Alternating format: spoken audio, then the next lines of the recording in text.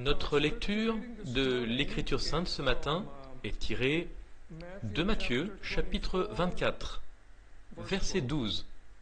Matthieu, chapitre 24, verset 12. Je suis désolé, verset 14. Matthieu 24, 14. Et je vais lire dans la version New King James. Et cet évangile du royaume sera prêché dans le monde entier, comme un témoignage à toutes les nations. Puis viendra la fin. Que le Seigneur bénisse la lecture et l'écoute de sa parole. Amen. Laissez-moi vous souhaiter un joyeux sabbat à tous. Bien, c'était un petit peu faible, et je répète, joyeux sabbat à tous. Très bien, on dirait qu'il y a de la vie dans la maison du Seigneur. Amen. C'est une chose merveilleuse pour moi que d'être avec vous ici ce matin à Lexington Church et d'adorer avec vous aujourd'hui dans la maison de Dieu. Et je veux remercier le pasteur pour l'invitation à rompre le pain de vie ici sur cette chaire. Il est intéressant de noter que j'étais justement ici avec ma fiancée à la recherche de cette église pour notre lieu de mariage le 20 décembre. Et donc nous étions ici ensemble. Janelle est assise là derrière et le pasteur a dit que je serais absent le 17 et qu'il avait besoin de quelqu'un pour prêcher à sa place. Et il m'a regardé et les autres, Janelle et Terry, qui étaient venus avec moi, me regardaient également. Et je pense que le Seigneur m'a dit que je voulais que je vous parle ici aujourd'hui. Et donc, ceci étant dit, j'ai prié le Seigneur. Que veux-tu que ton peuple entende? Parce qu'en vérité, vous n'êtes pas ici pour écouter un homme. Vous êtes ici pour entendre les paroles du Seigneur. Amen. Je veux dire que le Seigneur m'a donné un message et a mis un fardeau sur mon cœur ce matin. Et je veux aussi dire que je suis très heureux de voir des visages familiers, que j'ai hâte de rencontrer ceux que je n'ai pas encore vus. Certains d'entre vous de cette église, David, Roberta, Beth, nous prions ensemble le mardi pour que le Saint-Esprit se répande et que nous puissions travailler pour la région de Lexington, mais également pour le Seigneur. Et cela a été une expérience très édifiante, comme l'a dit David. Je suis du ministère, un ministère appelé Red River Outpost, et nous sommes situés à Stanton, et j'y travaille en tant que directeur associé, et nous sommes tout simplement enthousiasmés par ce que Dieu a fait, parce qu'il fait et parce qu'il va faire. Récemment, j'ai entendu dire qu'il y avait eu une réunion d'évangélisation ici, n'est-ce pas? Si vous êtes ici aujourd'hui et que vous avez récemment donné votre cœur à Jésus et que vous avez rejoint cette église au cours des 3 derniers mois, je voudrais juste vous voir ce matin. S'il vous plaît, levez-vous. Les 3 derniers mois, si vous êtes ici ce matin et que vous avez récemment rejoint cette église ou que vous avez participé à cette série d'évangélisation, n'hésitez pas, levez-vous. Amen. Amen. Merci.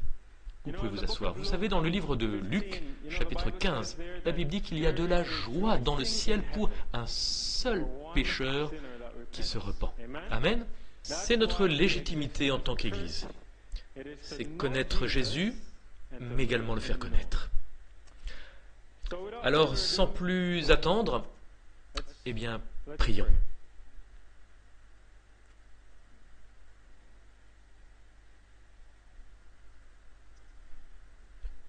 Père Céleste, Seigneur, maintenant encore, Seigneur, je reconnais mon insuffisance, mon indignité à me tenir devant ton peuple. Mais je te le demande, Seigneur, ce matin, que je sois couvert par les mérites de Jésus-Christ. Et Père, que tu puisses parler à travers moi ce matin. S'il te plaît, envoie ton Saint-Esprit, Seigneur, d'une manière spéciale pour convaincre nos cœurs et transformer nos vies. Père, il n'y a que peu de choses qui peuvent être faites par la prédication. Mais nous savons, Seigneur, que si la parole est reçue par la foi, elle peut vraiment avoir un pouvoir de transformation. Et Seigneur, je prie pour que je puisse disparaître derrière la croix. Quelqu'un ici ce matin a besoin d'une parole de toi. Et je prie pour que tu puisses lui parler ce matin.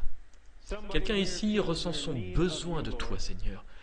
Et il est ici parce qu'il veut te connaître. Et il veut une marche plus intime avec toi dans ce temps actuel. Puisses-tu satisfaire ce besoin. Oh Seigneur, je prie pour que tu puisses parler comme toi seul peux le faire. Je te le demande au nom de Jésus et que chacun dise Amen. Le titre de notre message de ce matin est « Alors que la fin approche ». Alors que la fin approche. Je veux que vous ouvriez vos Bibles avec moi au premier livre des Chroniques, 1 Chroniques chapitre 12. 1 Chroniques chapitre 12.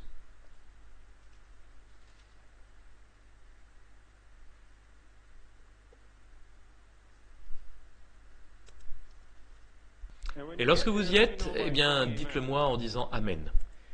Maintenant, remarquez ce que la Bible déclare. Elle déclare dans 1 Chroniques, chapitre 12, verset 32, « Parmi les fils d'Issachar, il y avait des hommes qui avaient l'intelligence des temps. » Pourquoi faire?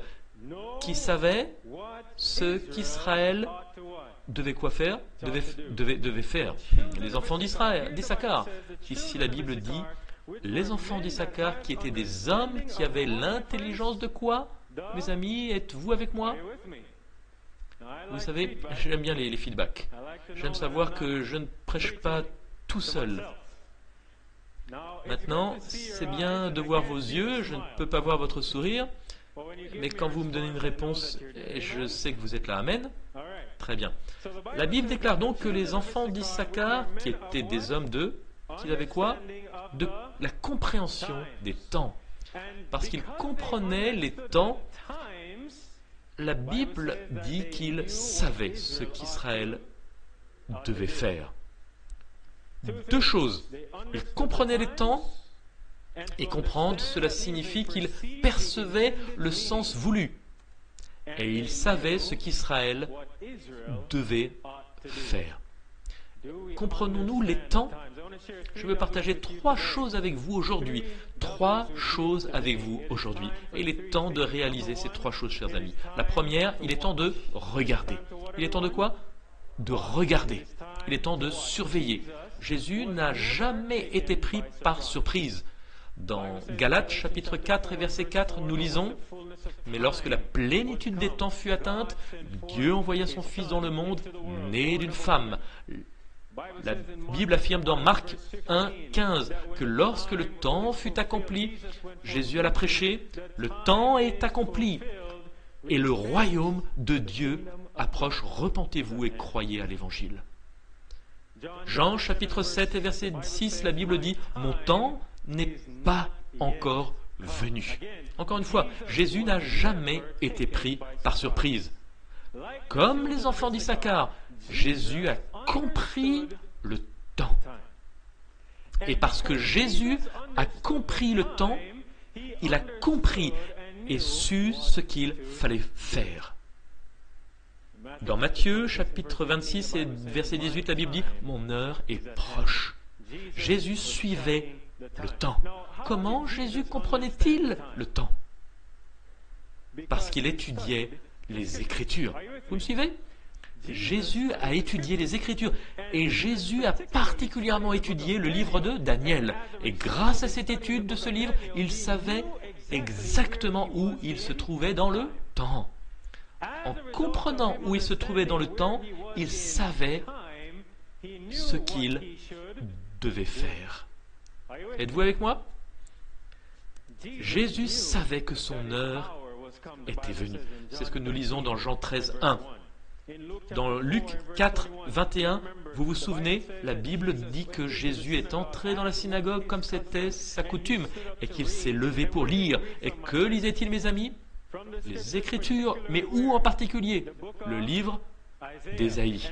Et comme il a pris ce livre d'Ésaïe, Jésus, comme nous le sommes aujourd'hui, a pris le livre d'Ésaïe et il a lu les Écritures. Et qu'a-t-il dit? Cette parole de l'Écriture est accomplie aujourd'hui. Jésus a compris le temps. Et parce qu'il a compris le temps, il a aussi compris ce qu'Israël devait faire, ou lui devait faire. Jésus déclare dans Jean chapitre 19, verset 30, comme il était sur la croix, quelle manifestation de l'amour incroyable de Dieu, déversé pour nous tous. Il dit, tout est accompli. Il comprenait le plan du salut. Il comprenait exactement où il se trouvait parce que Jésus avait étudié les Écritures. Le fardeau du Christ. Le fardeau de la prédication du Christ était « Le temps est accompli et le royaume de Dieu est proche. Repentez-vous et croyez à l'Évangile. » Ainsi, le message évangélique, tel qu'il a été donné par le Seigneur lui-même, était fondé sur les prophéties. Prenez maintenant avec moi 2 Pierre. Tournez dans vos Bibles avec moi dans 2 Pierre. 2 Pierre, chapitre 1.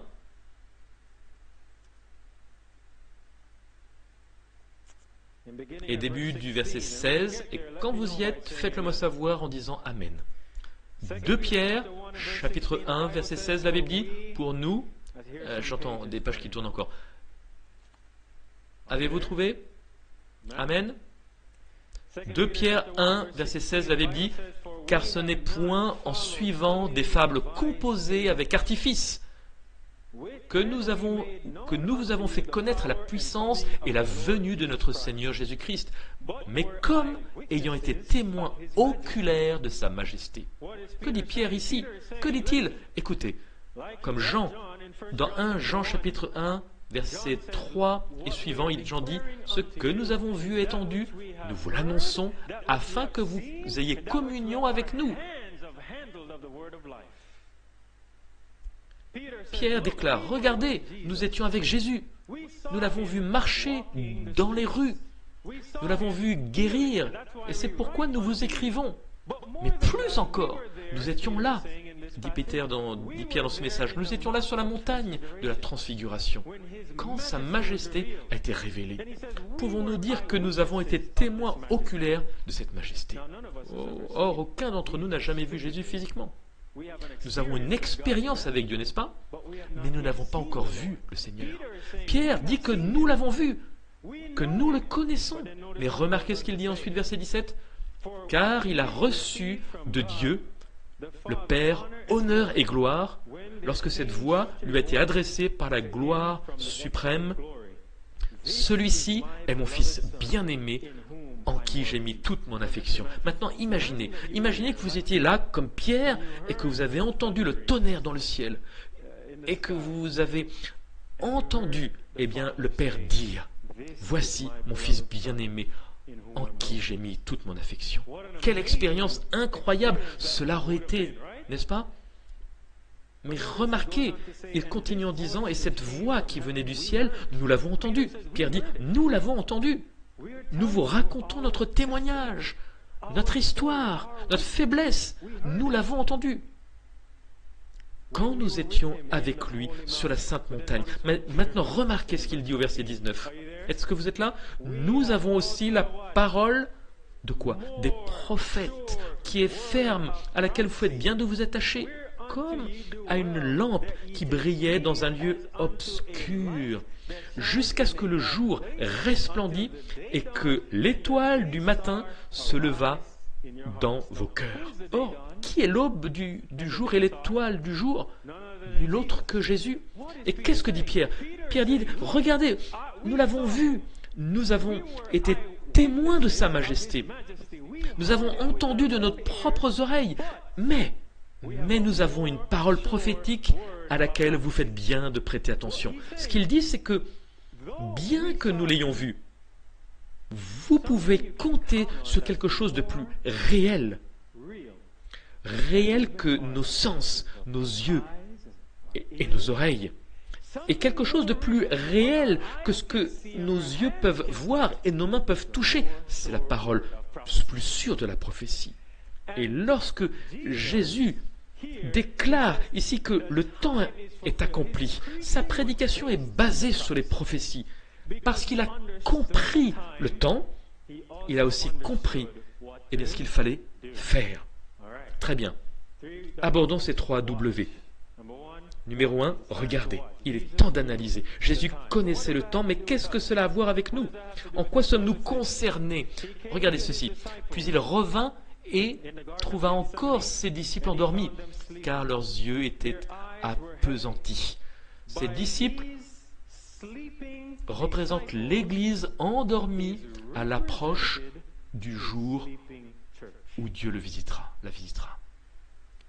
C'est une période où s'amassent de lourds nuages et de profondes ténèbres. Un moment où il est particulièrement périlleux de dormir. La servante du Seigneur déclare que lorsque vous voyez ses disciples endormis à Gethsémanée, lorsque Jésus était sur le point d'entrer dans son heure, il dit que cela représente une église endormie. Une église endormie. Question: les disciples ont-ils été avertis? Les disciples ont-ils été avertis de cette crucifixion de Jésus?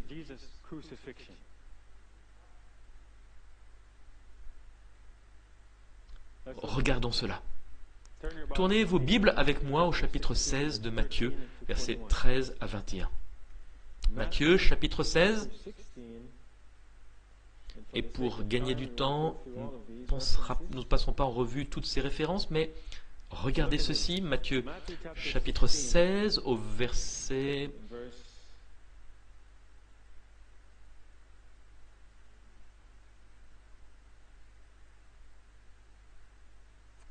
En fait, lisons les versets 20 et 21 pour aller à l'essentiel. Matthieu 16, versets 20, 21. Remarquez ce que dit la Bible. Alors il défendit à ses disciples de dire à personne que lui, Jésus, fut le Christ. Verset 21. Dès lors, Jésus commença à déclarer à ses disciples qu'il fallait qu'il allât à Jérusalem et qu'il y souffrit beaucoup de la part des sénateurs et des principaux sacrificateurs et des scribes, et qu'il y fut mis à mort et qu'il ressuscita le 3e jour. Jésus a-t-il averti ses disciples, oui ou non? Dans Matthieu, chapitre 17, versets 22 et 23, Jésus encore affirme: et comme ils étaient dans la Galilée, Jésus leur dit: le Fils de l'homme doit être livré entre les mains des hommes, et ils le feront mourir, mais il ressuscitera le 3e jour. Et les disciples en furent fort attristés. Maintenant, Matthieu chapitre 20, versets 17 à 20, nous rapporte également une autre expérience où Jésus a averti ses disciples. À plusieurs reprises d'ailleurs, Jésus déclare que le Fils de l'homme sera tué. Il souffrira beaucoup de la part des chefs, des prêtres et des anciens, puis il ressuscitera le 3e jour. Encore et encore et encore. Jésus leur répète. Mais au chapitre 18 de Luc, lisons attentivement Luc 18. C'est quelque chose d'important pour notre étude. Luc, chapitre 18, et dans Luc 18, verset 31, là, la Bible déclare: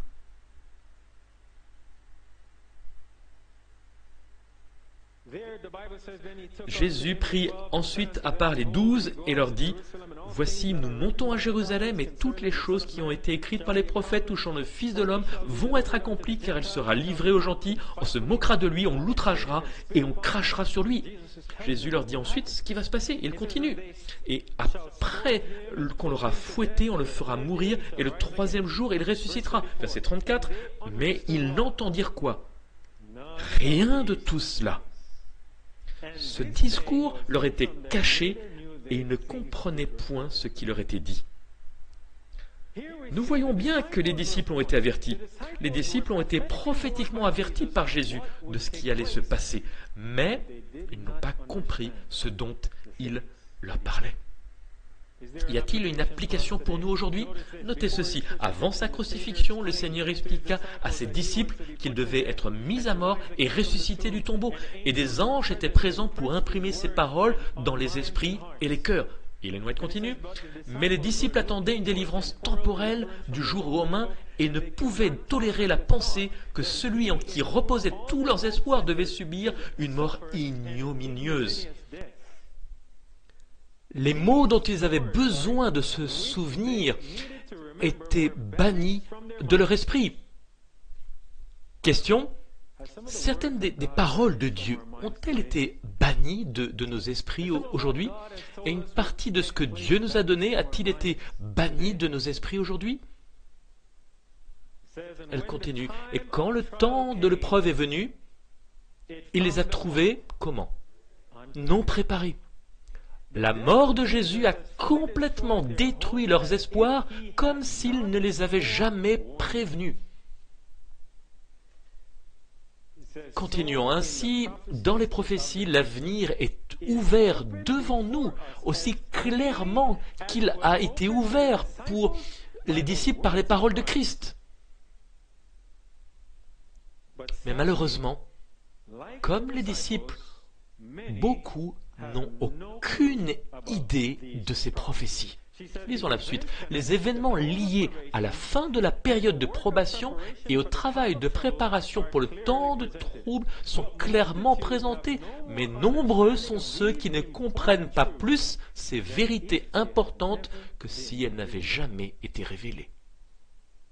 Ensuite, si elles n'avaient jamais été révélées, nous avons les livres, nous avons la grande controverse, nous avons tous les écrits de la Bible, Apocalypse, Daniel, mais des multitudes n'ont pas plus de compréhension de ces vérités que si elles n'avaient jamais été révélées.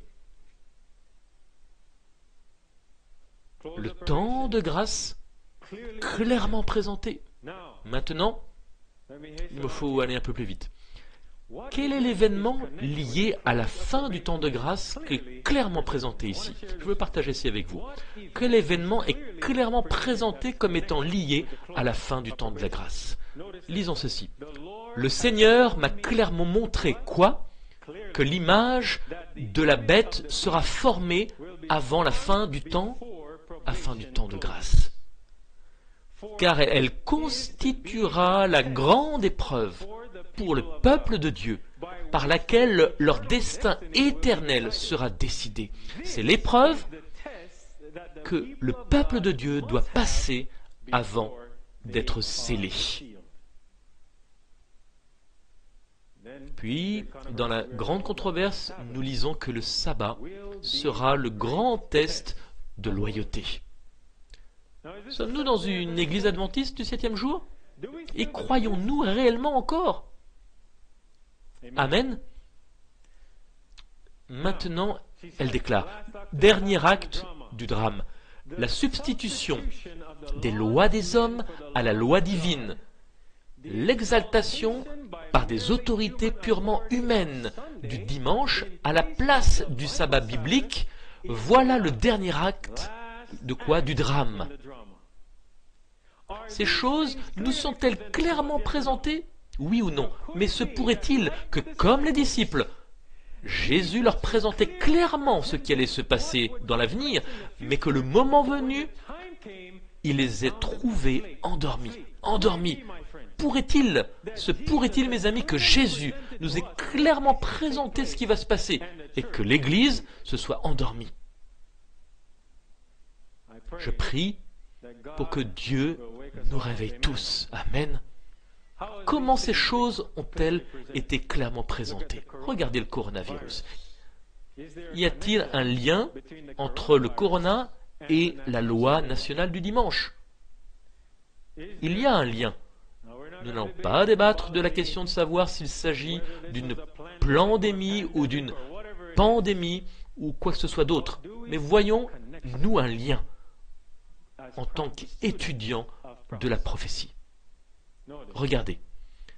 Je veux que vous remarquiez ceci. Voici un article de presse. Il s'agit en fait d'un article de presse qui nous ramène à notre époque. C'était en avril 2020.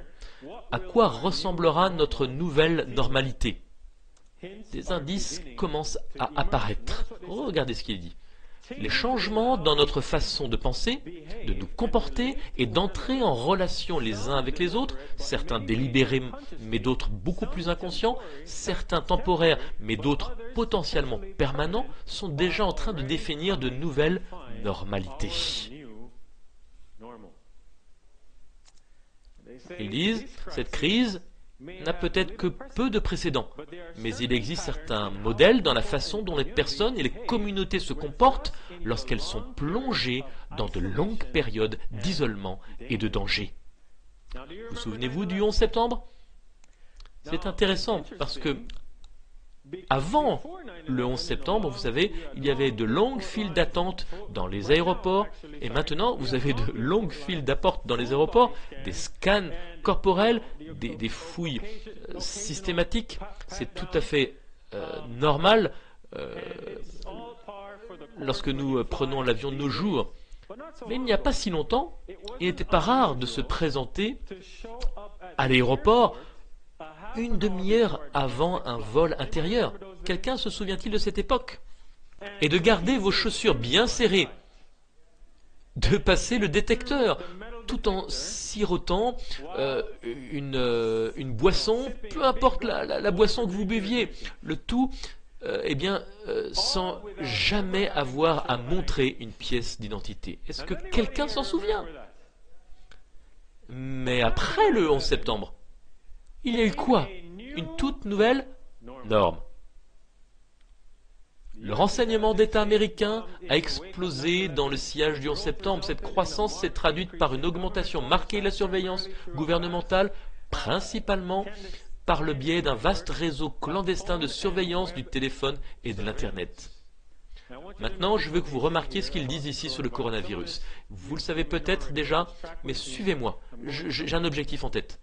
Ils disent, la NASA déclare que le dioxyde d'azote au-dessus de la Chine a chuté avec le confinement du corona, le nouvel an chinois et le ralentissement économique qui en découle. Ce sont les photos avant et après, non? Donc, je vais vous montrer. Voici avant et après. Avant, après.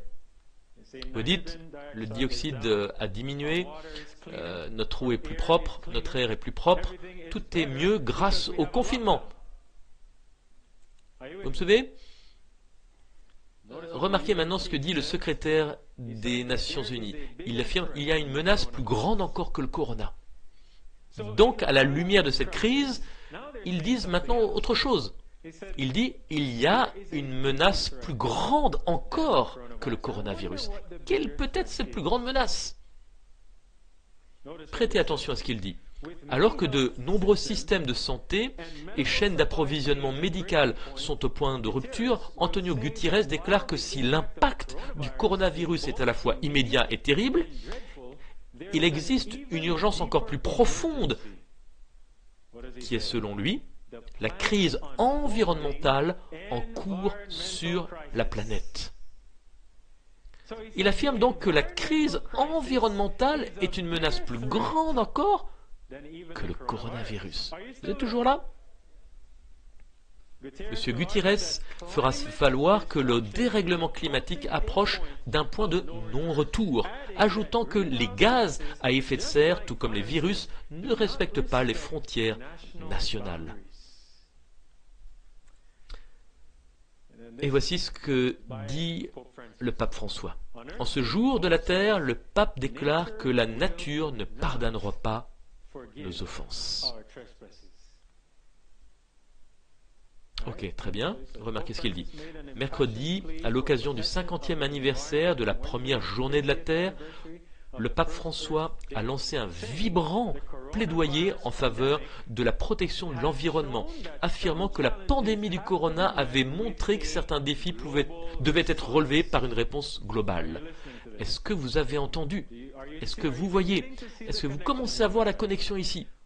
Notez les mots réponse globale. Très bien. Il est écrit, le pape et Gutiérrez ont tous deux fait de la protection de l'environnement et du changement climatique les thèmes phares de leur fonction. Maintenant ici, nous avons CNN. Ils disent, le monde s'unit pour lutter contre le coronavirus. Ils peuvent faire de même pour la crise climatique. Maintenant, ça va prendre tout son sens si vous ne l'avez pas encore compris, dans une seconde. Le coronavirus a montré que pour éviter les pires impacts d'une crise mondiale, les dirigeants du monde doivent s'unir pour opérer des changements audacieux. Le monde a eu droit à un coup d'essai. Un quoi? Un coup d'essai. C'est un test dans la gestion de la crise mondiale. Il ne doit pas le gaspiller. Il ne faut pas le gaspiller. Maintenant, voici le pape François qui appelle au repos. La loi du repos hebdomadaire interdisait le travail le 7e jour. Je me demande de quel 7e jour il parle. Afin que ton bœuf, ton âne, puisse se reposer et que le fils de ta servante et l'étranger puissent se rafraîchir. Maintenant, si vous n'avez pas encore compris cet article, eh bien, va sûrement vous faire bondir. Ouvrez les yeux. C'est une proposition environnementale radicale. En fait, ce sermon n'est pas pour débattre si le changement climatique est réel ou non. Ce n'est pas pour ça qu'on est là. Mais leur solution pour le changement radical devrait faire sursauter tout étudiant de la prophétie. Remarquez ce que ça dit. C'est une solution, une proposition environnementale radicale, et ça vient de message de Will Hall, éditeur exécutif. C'est un magazine du 1er mai 2020, un jour de repos. Écoutez ça, mes amis, voici ce qu'il dit.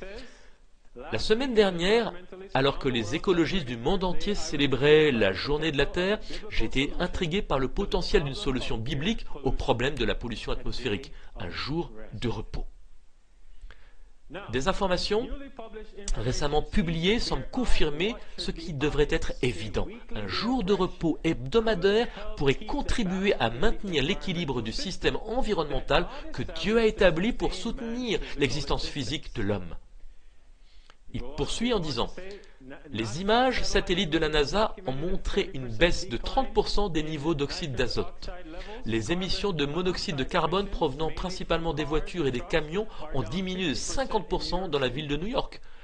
L'EPA a enregistré la meilleure qualité de l'air à Los Angeles qu'à n'importe quel moment au cours des 40 dernières années. L'oxyde d'azote a diminué de 29% dans 27 pays.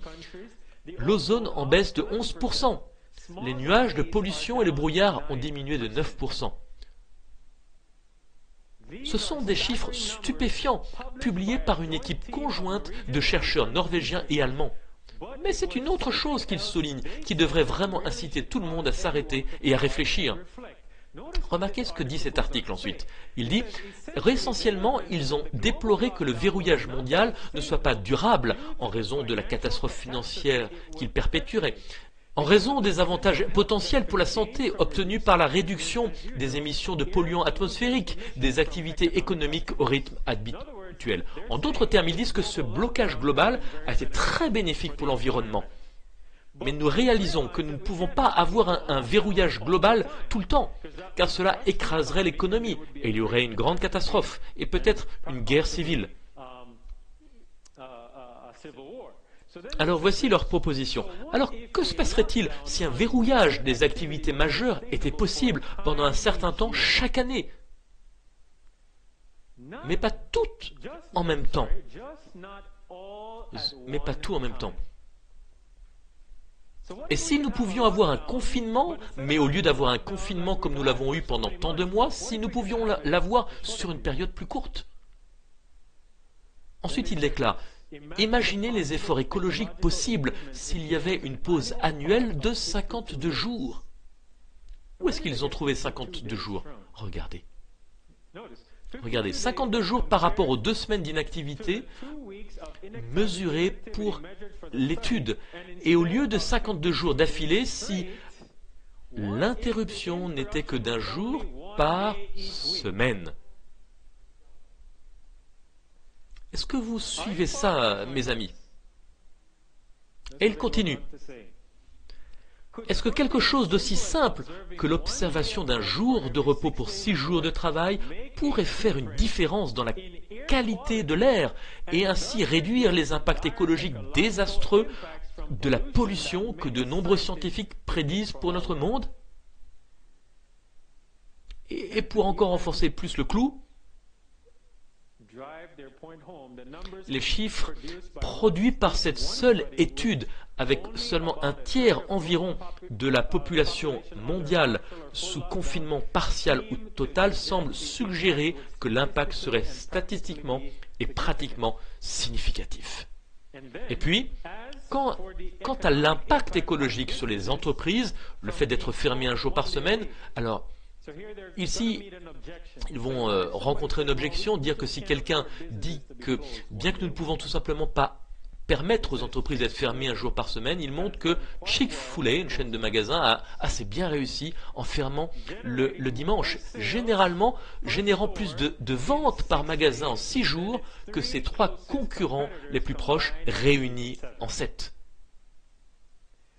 En substance, au cas où vous vous demanderiez si cela va bénéficier aux affaires, regardez Chick-fil-A. Ils sont fermés tous les dimanches et ils font mieux que tous leurs concurrents.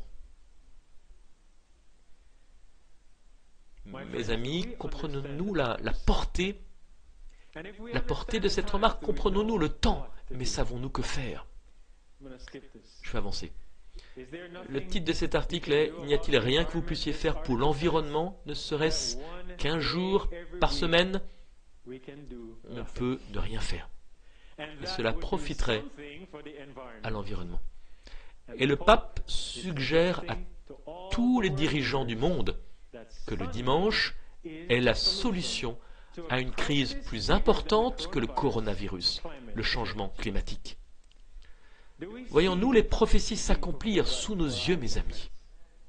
Réalisons-nous que ce que le Seigneur nous a dévoilé dans sa parole est en train de s'accomplir précisément sous nos yeux? Maintenant que nous comprenons les temps, savons-nous quoi faire? Très bien, le temps passe vite, je dois maintenant avancer rapidement. En fait, je dois passer certaines choses. C'est une citation importante car nous allons maintenant passer à ce que nous devrions faire. La dernière partie de cette déclaration dit « Comme des sentinelles fidèles, nous devons voir venir l'approche de la menace et donner l'alerte afin que hommes et femmes ne poursuivent pas par ignorance une voie qu'ils éviteraient s'ils connaissaient la vérité. » Mes amis, vous imaginez maintenant, nous sommes tous là, nous sommes avec nos masques, nous respectons les règles édictées par l'État tant qu'elles ne sont pas en désaccord avec notre conscience. Amen. Mais pouvez-vous imaginer que si vous commencez à parler contre ce qui est populairement accepté, vous pouvez aller sur Facebook, vous pouvez taper, vous savez, beaucoup de gens ont parlé contre les masques, par exemple, mais immédiatement ils ont été censurés. Et si vous appliquez cela, la même chose, à une question telle que le dimanche? Si tout le monde au niveau mondial était d'accord pour dire qu'1 jour par semaine, le dimanche est la solution à cette grande crise climatique, et que vous, en tant qu'adventiste du 7e jour, vous dites non, nous garderons le saint sabbat. Pouvez-vous imaginer, mes amis, quelle crise cela pourrait être? Et c'est ce qui nous est dit dans les prophéties. On nous a dit que c'est exactement ce qui allait se passer et que le monde allait se rassembler contre les adventistes du 7e jour. Et nous pouvons commencer à comprendre pourquoi. Est-ce que vous êtes avec moi? Il est écrit que les hommes et les femmes ne poursuivent pas par ignorance une voie qu'ils éviteraient s'ils connaissaient la vérité. Maintenant, si vous n'étiez pas adventiste du 7e jour, si vous n'étiez pas adventiste du 7e jour, ou peut-être que vous ne l'êtes pas et que vous êtes en visite aujourd'hui, mais est-ce que cela n'a pas un peu de sens? Se reposer 1 jour par semaine, ça semble sensé. la seule façon d'y voir plus clair et de savoir que c'est un chemin qui nous mènera à la destruction, eh bien, c'est par la parole de Dieu. Si nous n'avions pas la parole de Dieu, cela semblerait bien une solution brillante. Se reposer un jour par semaine, ce serait excellent pour la famille, les affaires, pour l'économie et pour l'environnement. Le voyez-vous, mes amis?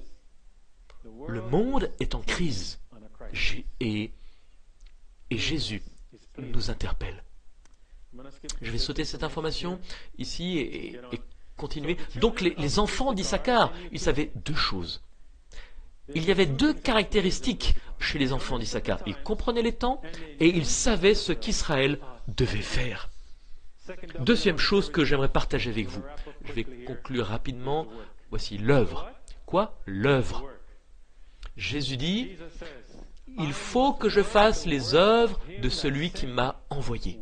Pendant qu'il fait jour, la nuit vient où personne ne peut travailler. Quand aucun homme ne peut travailler, nous devons donc comprendre l'époque. Nous devons savoir ce que nous devons faire quand la nuit arrive, car Jésus dit que la nuit vient où personne ne peut travailler. C'est quand la nuit? Nous attendons depuis de nombreuses années qu'une loi du dimanche soit promulguée dans notre pays, et maintenant que le mouvement est proche, est en marche, nous nous demandons ce que notre peuple va faire dans ce domaine. La nuit vient et bientôt il faut réaliser que nous ne pourrons plus travailler. Le temps qu'actuellement nous pouvons perdre devrait être consacré à la charge que Dieu nous a confiée, celle de nous préparer à la crise qui s'annonce. Si nous sommes réveillés ce matin, si nous sommes réveillés et que nous voyons cette crise qui arrive, est-ce qu'il ne nous incombe pas de ne pas être comme les disciples qui dormaient? N'avons-nous pas la responsabilité de nous préparer à ce que Jésus nous a dit qui allait venir? Amen. C'est l'idéal de Dieu. Nous n'avons pas le temps maintenant de consacrer nos énergies et nos talents à des entreprises mondaines. Pas un seul. Voici une triste réalité parmi le peuple de Dieu. Pas un seul sur 100 parmi nous ne fait quelque chose au-delà de s'engager dans des entreprises communes et mondaines. Savez-vous, mes amis, que Dieu veut vous utiliser? Si vous êtes membre de cette Église, vous connaissez plus de vérité que la majorité des gens dans le monde. Et Dieu veut se servir de vous pour mettre la lumière de la vérité, que ce soit par la littérature, le travail missionnaire médical, une parole partagée par la visite de voisins, d'une manière ou d'une autre. Dieu veut se servir de vous pour atteindre les gens. Mais tant d'entre nous peuvent dire « Seigneur, je ne suis pas digne ». Comment puis-je le dire à mes voisins? Je ne suis pas digne de partager. Mes amis, je veux vous rappeler que Jésus ne nous a pas appelés parce que nous étions dignes. Jésus aurait pu utiliser des anges pour faire ce travail, mais il vous a appelé vous, il m'a appelé. Et savez-vous pourquoi? Parce que Jésus sait quelque chose. Jésus sait que dans notre effort pour atteindre les autres, nous serons nous-mêmes touchés.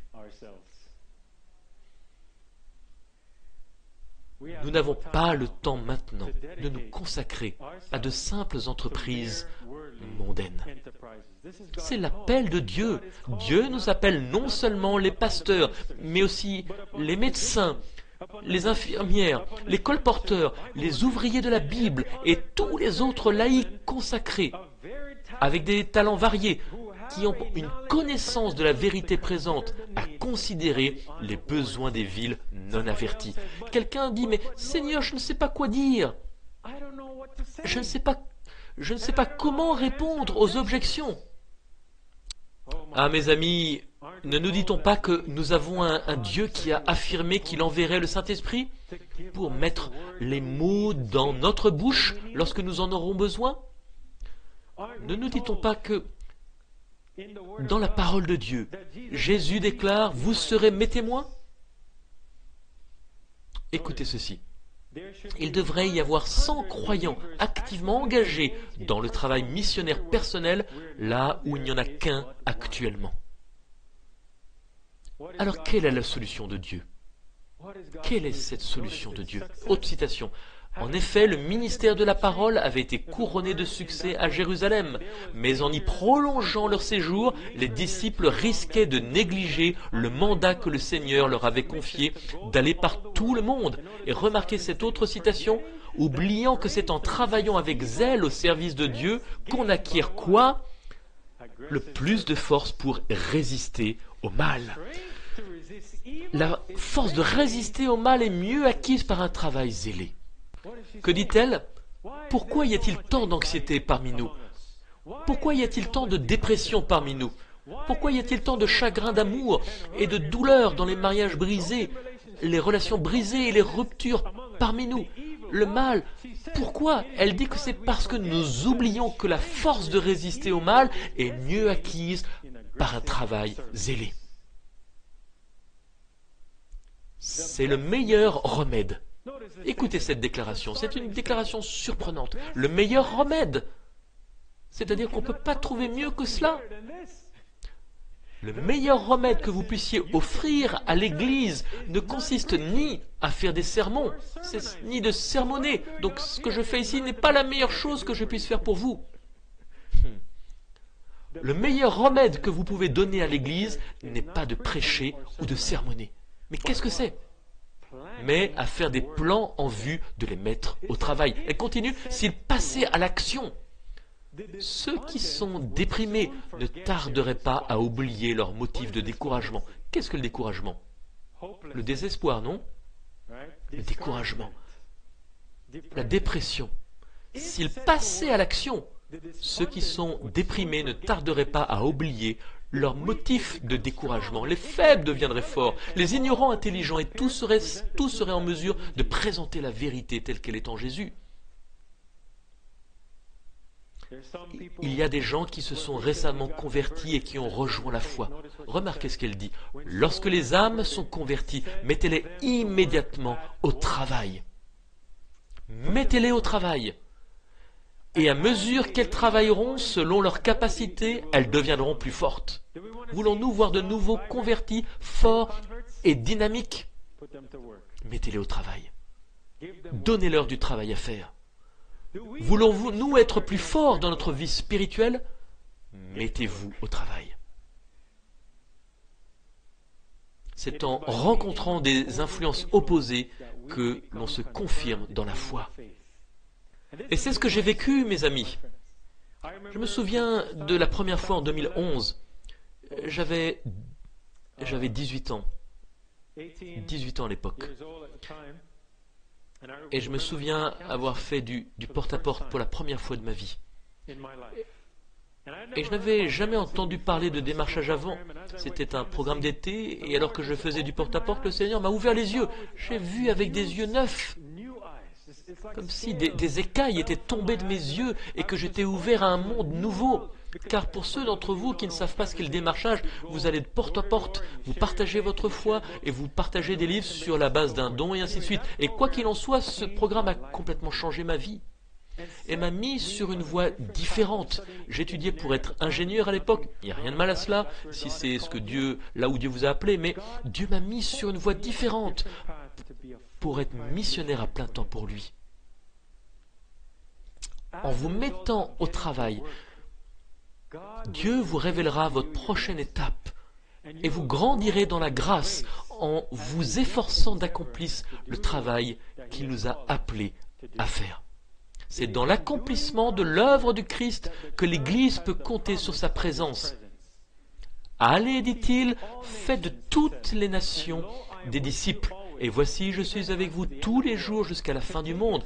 L'une des premières conditions à remplir pour recevoir la puissance de Jésus, c'est de prendre sur soi son joug. La vie même de l'Église dépend de la fidélité avec laquelle elle se conforme à l'œuvre du Seigneur. Négliger celle-ci, c'est se préparer inévitablement à un état de faiblesse spirituelle et de décadence. Où il n'y a pas une activité intense au service d'autrui, l'amour décline et la foi s'affaiblit. Alors mes amis, je veux conclure sur ce troisième W, qui est se réveiller. Se réveiller. Donc regardez, travailler et se réveiller. Veiller, travailler et se réveiller. Et le Seigneur nous appelle. Il veut que nous soyons réveillés. Amen. Je voudrais partager avec vous une brève histoire pour conclure cette matinée. Nous avons commencé notre ministère et nous avons vu l'impact du coronavirus et l'arrêt des activités. Et donc nous avons beaucoup travaillé à la ferme.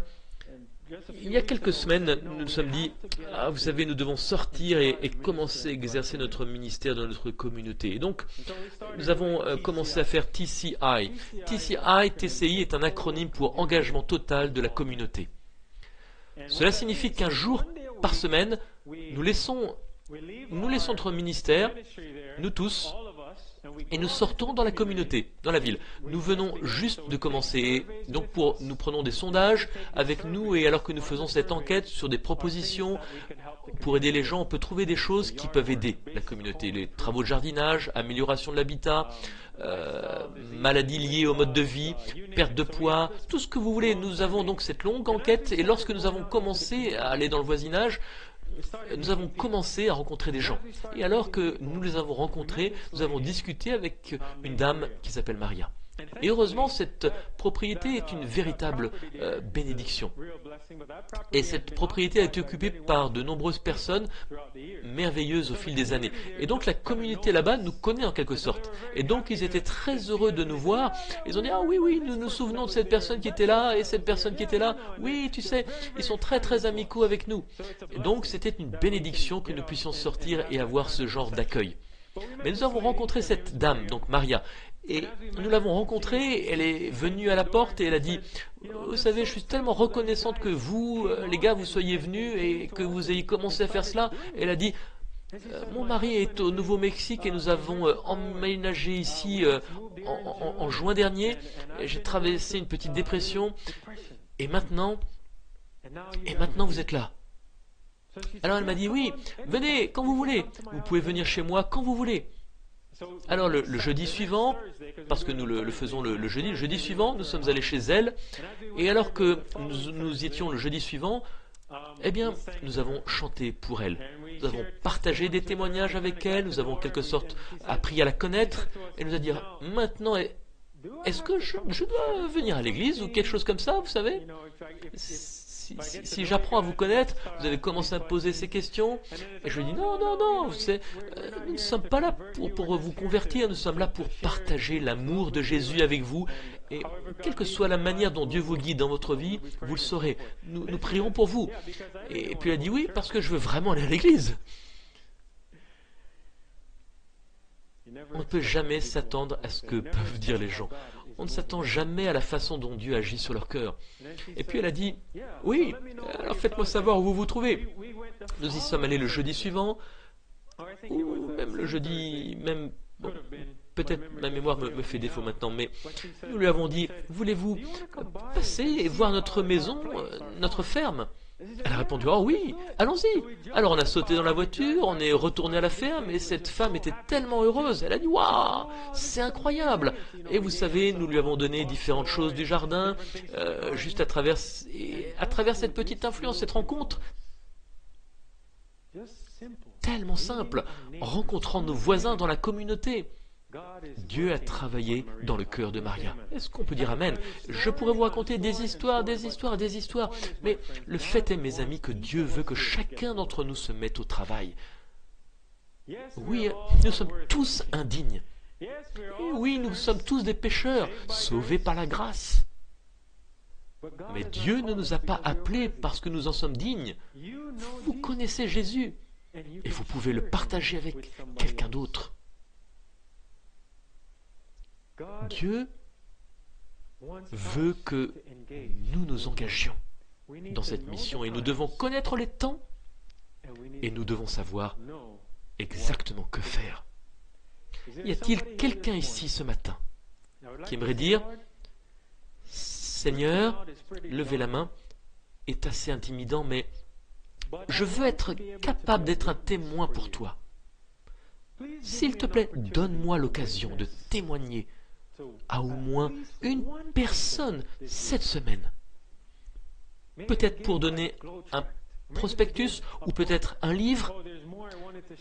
Je souhaiterais vous partager encore plus sur l'efficacité de certaines méthodes d'évangélisation, mais malheureusement le temps est écoulé et d'ailleurs nous sommes impatients de travailler avec vous tous. Que Dieu nous guide dans le futur. Mais y a-t-il quelqu'un ici qui dit, tu sais Seigneur, mets-moi, remplis-moi de ton feu, je veux faire partir de ton œuvre finale. Y a-t-il quelqu'un ici ce matin qui veut dire, Seigneur, donne-moi ton Saint-Esprit. Donne-moi ton Saint-Esprit afin que je puisse être transformé pour toi, enflammé pour toi. Nous voyons le temps qui approche. Nous voyons ce qui vient sur la terre. Et je veux faire partie de l'armée de Dieu. Y en a-t-il une? Amen. Ah, prions. Père Céleste, Seigneur, merci pour ta parole ce matin. Et Seigneur, il y a tellement de choses à partager, mais le temps ne l'a pas permis. Seigneur, mais je prie que pour ce qui a été partagé soit enraciné dans le cœur de ton peuple pour que cela nous motive, Père, à travailler pour toi, à sortir, à voir ces âmes. Et nous voyons ce temps qui approche. Seigneur, aide-nous à ne pas nous endormir. Aide-nous à nous encourager dans la prière, à approfondir l'étude de la Bible et à nous préparer pour ce temps. Car un jour, tout comme ce coronavirus sorti de nulle part, on nous dit que cette crise va frapper le monde comme une effroyable surprise. Seigneur, aide-nous à préparer les autres, afin qu'ils ne suivent pas une voie qu'ils n'auraient pas suivie s'ils avaient simplement connu la vérité. S'il te plaît, Seigneur, tu as vu les mains de ton peuple levées ce matin. Ils cherchent une occasion d'être un témoin pour toi. Donne-leur de telles opportunités, Seigneur. Bénis-les par des rencontres divines. Seigneur, nous ne sommes pas dignes, mais tu ne nous as pas appelés parce que nous sommes dignes, mais parce que, Seigneur, tu es digne, et parce que tu veux travailler en nous et à travers nous. Que tu nous bénisses, Seigneur. Nous te remercions au nom de Jésus. Amen.